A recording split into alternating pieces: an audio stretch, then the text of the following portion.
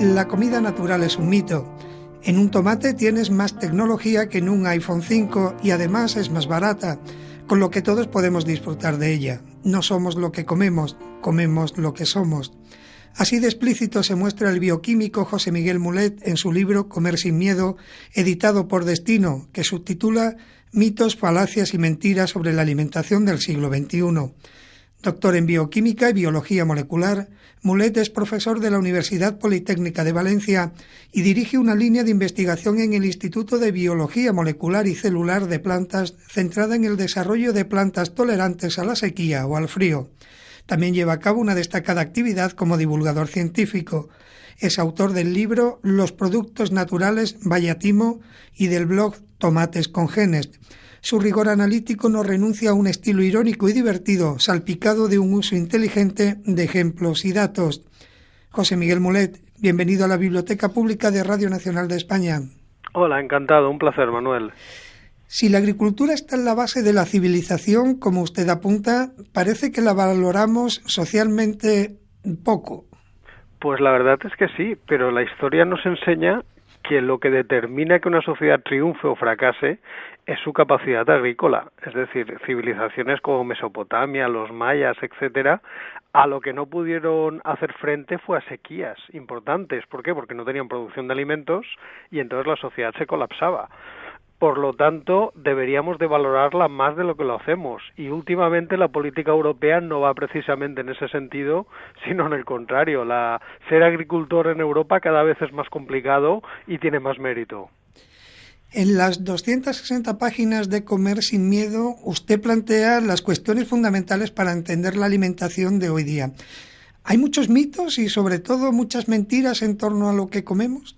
Demasiados porque piensa que ahora la alimentación en los últimos años está teniendo mucha relevancia social. Solamente hay que ver los concursos de televisión que antes ponían a la gente a cantar y ahora la ponen a cocinar. Entonces, claro, esta saturación de información y este interés hace que no todo lo que se dice sea cierto.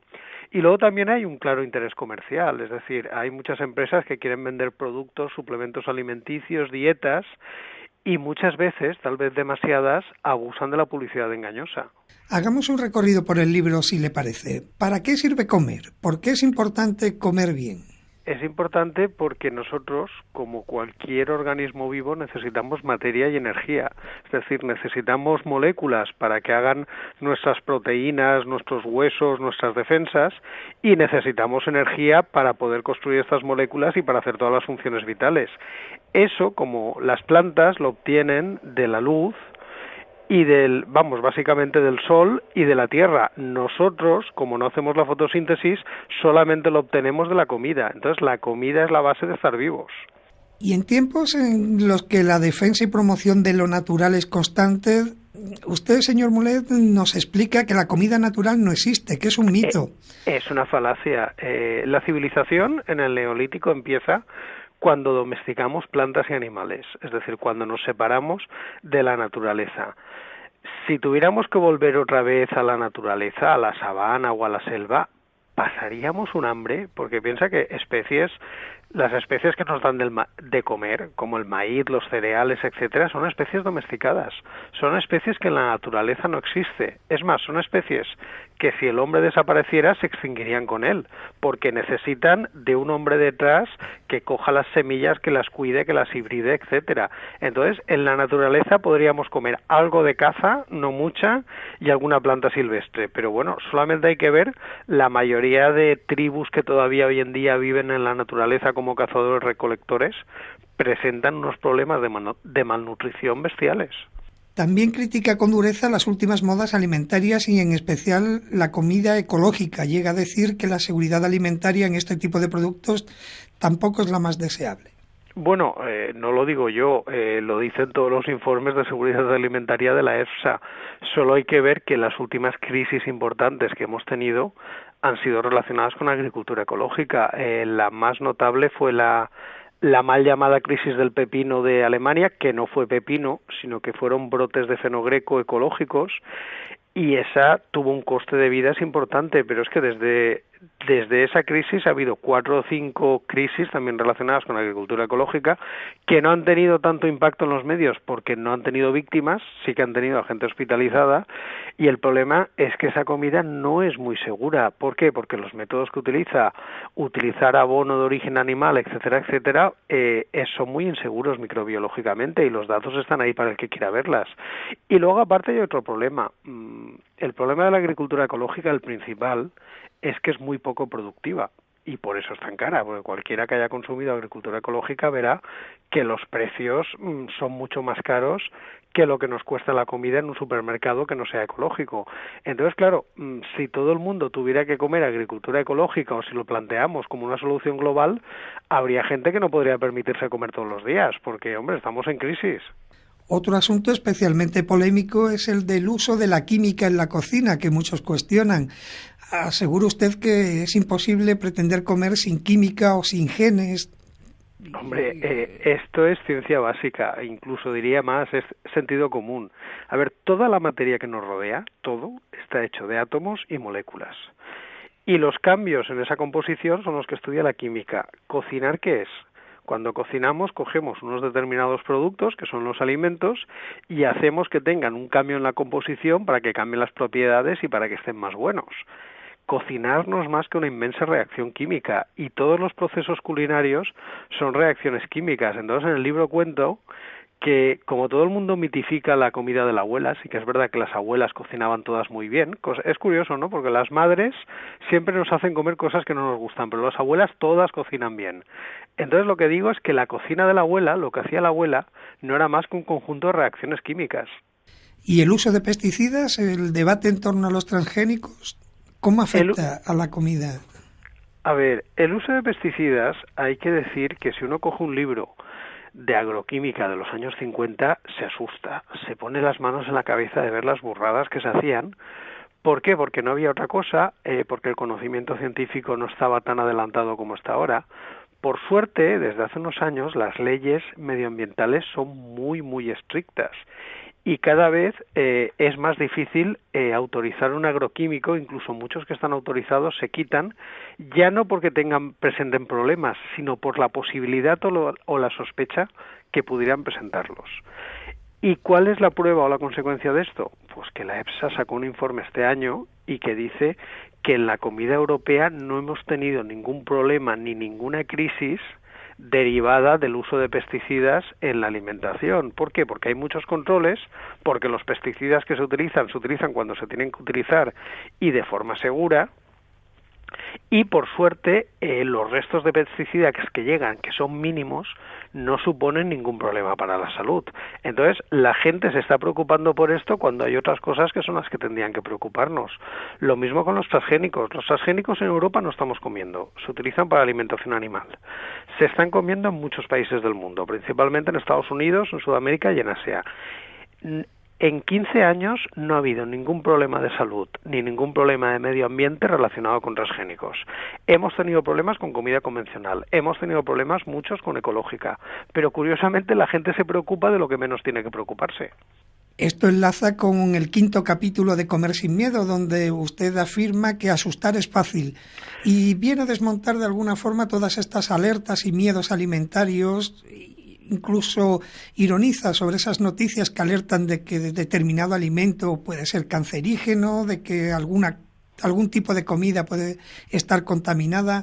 Hombre, es que con esta saturación de información, a ver, ¿quién no ha recibido por internet una cadena que dice que tal comida nos está envenenando, que hay una conspiración para tapar los resultados, que no sé qué científico desconocido de una universidad desconocida ha dicho que esto nos está matando? Entonces, esta saturación de información es peligrosa porque nos puede demonizar alimentos que son perfectamente aceptables y perfectamente sanos y nos puede desviar la atención de lo que realmente puede ser un problema. Entonces, yo hago un poco de balance histórico de todos los alimentos que en algún momento hemos dejado de comer, nos han asustado y tal.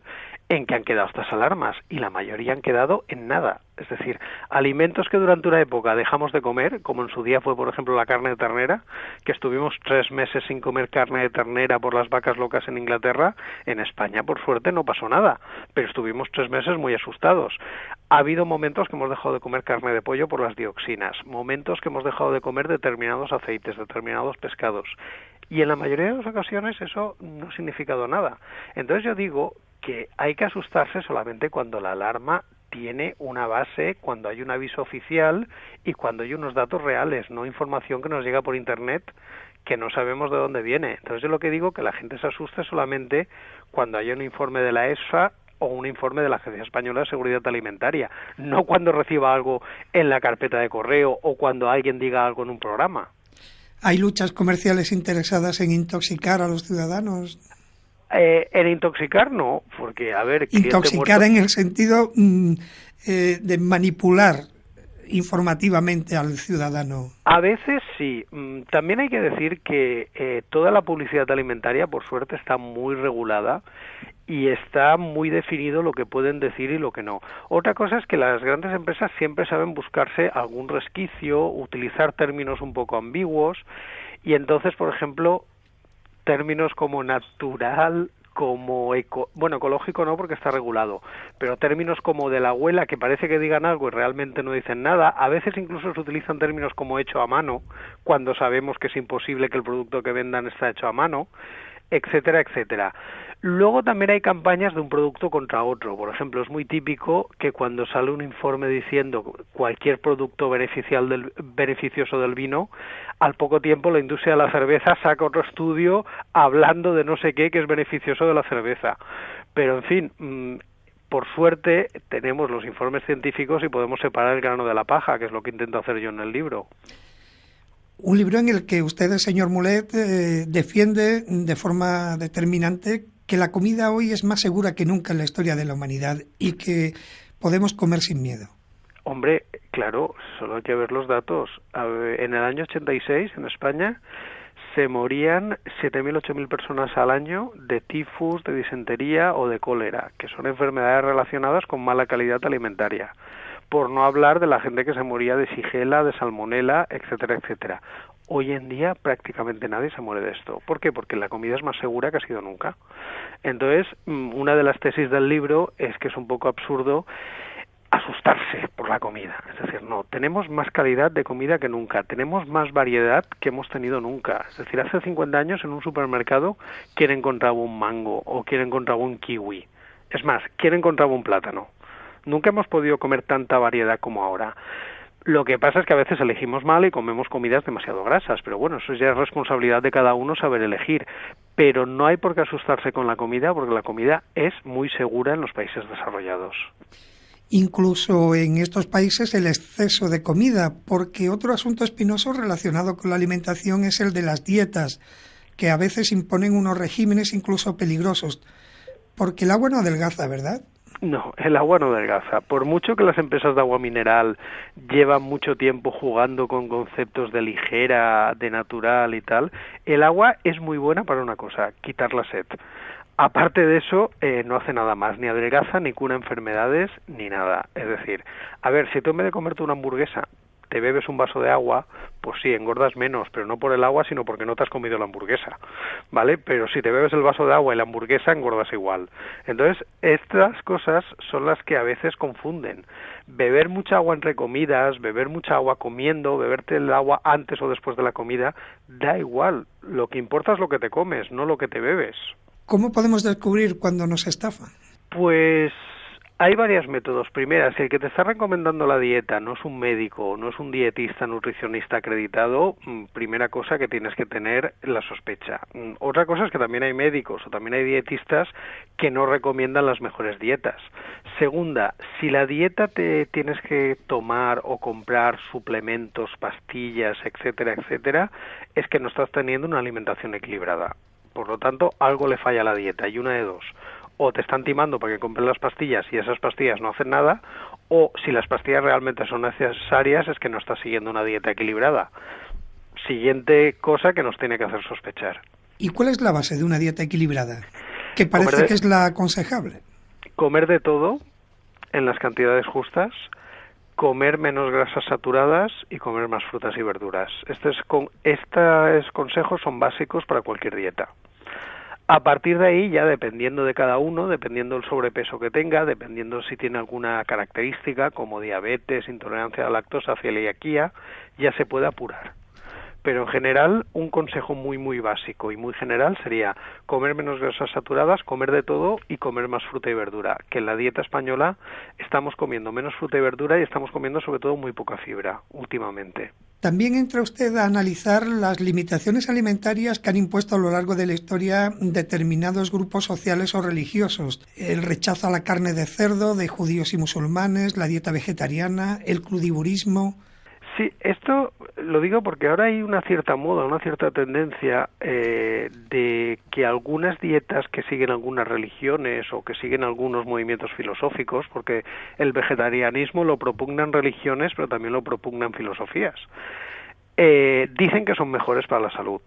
Esto básicamente son muchas veces argumentos a posteriori, es decir, tú sigues una dieta porque tu religión o tus creencias lo marcan y luego quieres autojustificarte o autoconvencerte que esa dieta es buena para la salud.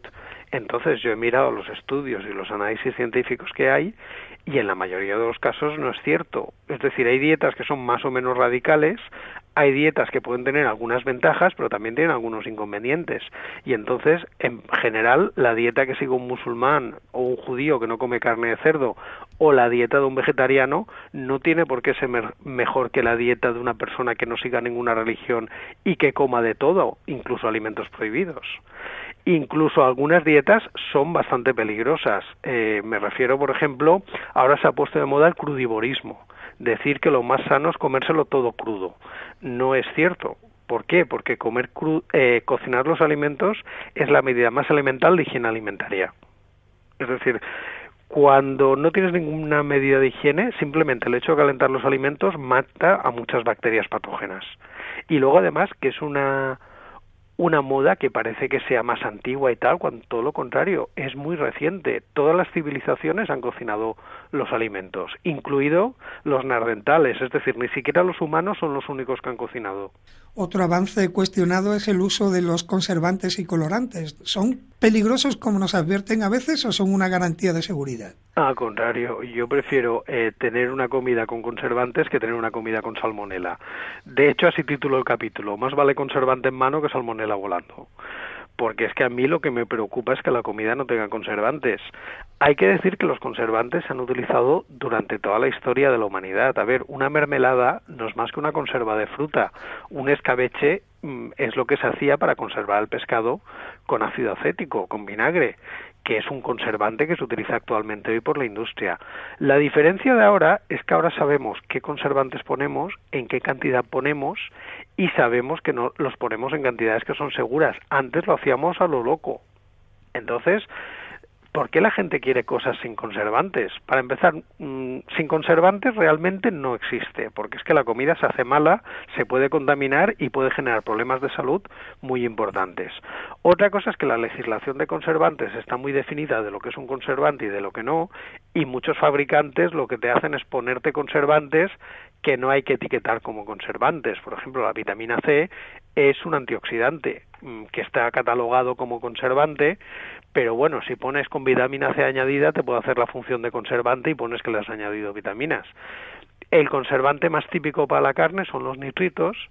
Muchas veces lo que hacen los fabricantes para poder etiquetar sin conservante es no poner nitritos, pero sí poner un compuesto que de forma natural acumula nitritos, con lo cual no sabes exactamente la cantidad que le estás poniendo, con lo cual es más inseguro, pero en fin, la gente al final busca una etiqueta que ponga sin conservantes ni colorantes. Yo prefiero que me ponga que tiene conservantes y saber que si me lo como no voy a coger una salmonelosis. Comer sin miedo añade un epílogo sobre la comida del futuro que usted vincula al desarrollo tecnológico. Aquí hablamos de carne sintética, dietas personalizadas gracias a la secuenciación del ADN, los transgénicos. ¿Hacia dónde vamos? Pues, a ver, durante toda la historia, toda la tecnología que hemos tenido la hemos aplicado a la alimentación. Hacer vino, hacer cerveza, hacer queso no es más que tecnología alimentaria. Son procesos industriales que modifican los alimentos. Entonces, la tendencia no va a cambiar en el futuro. Entonces, lo que hablo en este capítulo no son cosas que me estoy inventando yo ni estoy haciendo ciencia ficción, sino son cosas que ya están en el laboratorio. Algunas incluso ya han llegado a los supermercados, pero van a llegar cada vez más y cada vez más rápido. Entonces, en Europa, por ejemplo, tenemos mucho miedo a comer transgénicos. Yo creo que ese miedo con el tiempo se va a ir pasando, entre otras cosas porque la mayoría de los transgénicos que hay ahora son transgénicos que el consumidor no ve la ventaja. La ventaja es para el agricultor o para el productor. Entonces, claro, es fácil renunciar a algo que para ti no supone una ventaja. Simplemente la única ventaja es el precio, que es más barato. Pero en cambio, cuando ahora salgan transgénicos como los tomates ricos en antioxidantes que previenen el cáncer, como el trigo apto para celíacos, cosas que ya están en el laboratorio, insisto, que no me las estoy inventando. Claro, la gente ya verá una ventaja, entonces ya dirá, bueno, esto es transgénico, pero yo soy celíaco y me lo puedo comer y vale lo mismo que el no apto para celíacos, porque ahora ser celíaco es muy caro. Estas cosas son las que yo creo que acabarán por inclinar la balanza. Lo mismo con nanotecnología, que se está utilizando cada vez más en la comida, por ejemplo, para hacer envases que ayuden a conservar el alimento o para hacer envases que te avisen cuando está caducado. Entonces, la comida irá cambiando, cada vez será mejor y cada vez veremos unas novedades que nos van a dejar alucinados. Lo de la carne sintética, por ejemplo, la primera prueba se hizo en agosto de este año, del 2013. Vamos concluyendo, señor Mulet. Afirma usted que debemos tomar conciencia de que en los países desarrollados tenemos la suerte de disfrutar de la comida a un precio más asequible y más segura. Es más, la gastronomía ha ascendido a valor cultural, no hay famoso que no publique un libro de recetas. Sí, nosotros tenemos la suerte de comer todos los días, que es una suerte que no tienen alrededor de 1.000 millones de personas en el mundo, que viven muy por debajo del umbral de la pobreza. Hay que decir que hoy en día está comiendo más gente que en ningún momento anterior de la historia de la humanidad, porque claro, la producción de alimentos va subiendo, pero también va subiendo la población. Pero hace 50 años en proporción pasaba hambre mucho más gente que ahora, lo cual no quiere decir que sea una batalla que ya hemos ganado, es una batalla que todavía le queda recorrido, pero lo único que quiero decir es que apreciemos la gran suerte que tenemos en Europa de poder comer todos los días, que mucha gente en el mundo no tiene esa suerte, y que claro, si nos preocupamos de que tal alimento contiene tal pesticida, de que tal alimento puede ser cancerígeno, en el fondo es una suerte porque si tú te preocupas por eso, es porque no tienes que preocuparte de qué vas a comer. Por lo tanto, simplemente hago una reflexión de que tenemos la gran suerte de comer todos los días, que lo apreciemos. ¿Existe materia prima para acabar con el hambre en el mundo? ¿Acabaremos con el hambre? Yo creo que sí, estamos haciendo pasos muy importantes. Lo que pasa es que es un problema multifactorial. Por ejemplo, una de las patas sería aumentar la producción agrícola, que se ha aumentado muchísimo desde la segunda revolución verde y ahora con la tercera. Entonces, ahora mismo la producción de alimentos es muy buena en todo el mundo, aunque nunca es suficiente. Otro es los sistemas y la corrupción que hay en los países pobres, que la distribución de alimentos podría ser mucho mejor, pero por temas de corrupción, por temas de falta de democracia, no lo es y condenan a mucha gente a pasar hambre. Entonces, habría que solucionar no solamente los aspectos técnicos, sino también los aspectos sociales y políticos. Pero yo creo que poco a poco lo estamos consiguiendo. Pues así concluimos este diálogo con el bioquímico José Miguel Mulet, autor de Comer sin miedo, libro editado por Destino. Señor Mulet, gracias por comentar en la Biblioteca Pública de Radio Nacional de España estos mitos, falacias y mentiras sobre la alimentación del siglo XXI. A vosotros por el interés.